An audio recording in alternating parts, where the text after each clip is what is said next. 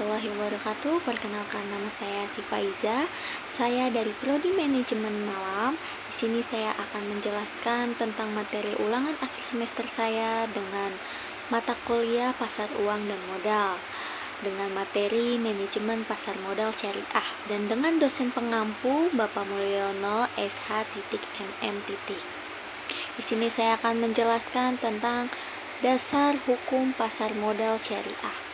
Kegiatan di pasar modal yang menerapkan prinsip-prinsip syariah juga mengacu pada Undang-Undang Nomor 8 Tahun 1995 tentang pasar modal. Berikut peraturan pelaksanaannya: peraturan Bapepam LK, peraturan pemerintah, peraturan bursa, dan lain-lainnya. Bapepam LK selaku regulator pasar modal di Indonesia memiliki beberapa peraturan yang khusus berkaitan dengan modal syariah berikut. Yang pertama, peraturan nomor 2 K.1 tentang kriteria dan penerbitan daftar efek syariah. Yang kedua, peraturan nomor 9.A13 tentang penerbitan efek. Yang ketiga, ada peraturan nomor 9.A14 tentang akad-akad yang digunakan dalam penerbitan efek syariah. Persamaan dan perbedaan pasar modal syariah dan pasar modal konvensional.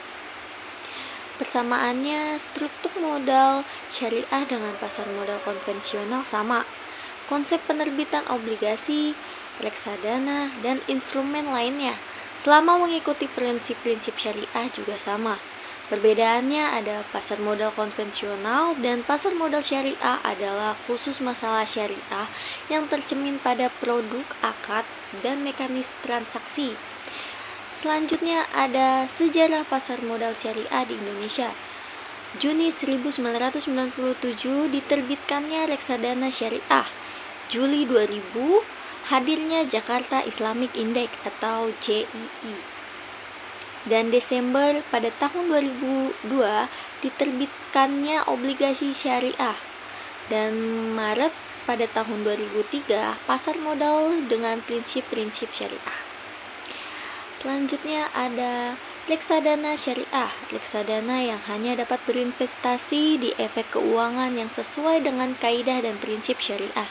Tentunya masih terkait dengan batasan investasi dan ditetapkan oleh OJK. Selanjutnya ada contoh produk syariah, produk reksadana syariah. Yang pertama ada Manulife Syariah Sektoral Amanah Kelas A. Yang kedua Mandiri Investasi Atraktif Syariah. Yang ketiga Trim Syariah Saham. Yang keempat Bahana Mes Syariah Fund. Yang kelima Majori Sukuk Negara Indonesia. Yang keenam Itspring Syariah Fixed Income Amanah Kelas A. Yang ketujuh Secondary Invest Syariah Money Market Fund. Selanjutnya ada obligasi syariah, yaitu bisa disebut dengan syariah bond. Obligasi yang perhitungan imbal hasilnya dengan menggunakan perhitungan bagi hasil.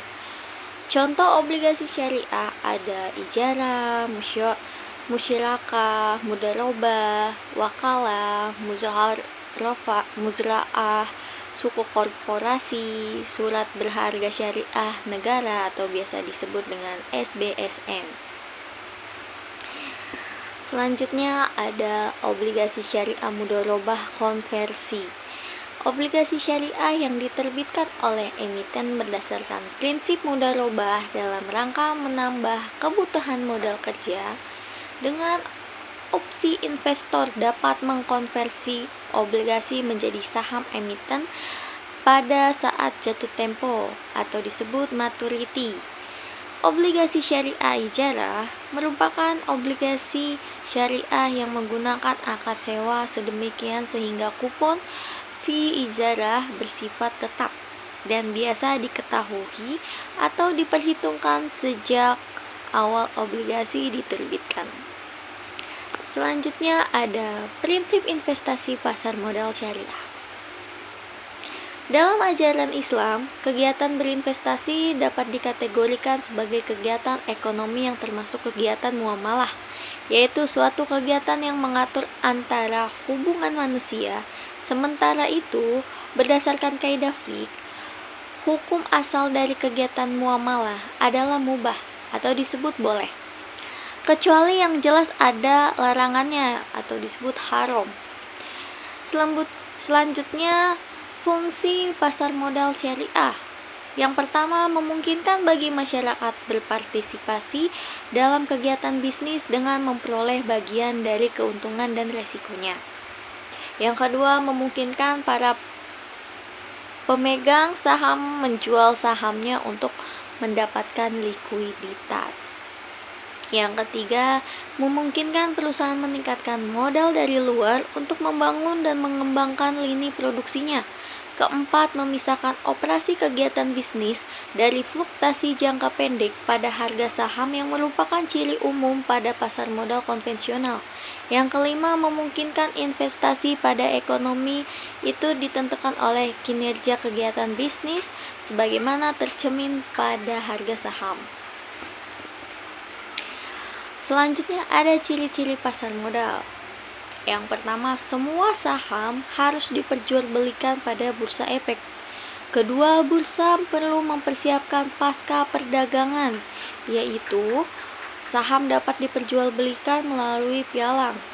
Yang ketiga, semua perusahaan yang mempunyai saham yang dapat diperjualbelikan di bursa efek diminta menyampaikan informasi tentang perhitungan atau account keuntungan dan kerugian serta neraca keuntungan pada komite manajemen bursa efek dengan jarak tidak lebih dari 3 tahun. Yang keempat, komite manajemen menerapkan harga saham tertinggi atau disebut HST tiap-tiap perusahaan dengan interval tidak lebih dari 3 tahun.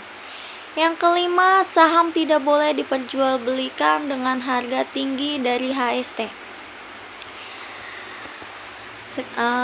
Sekian, terima kasih atas presentasi saya.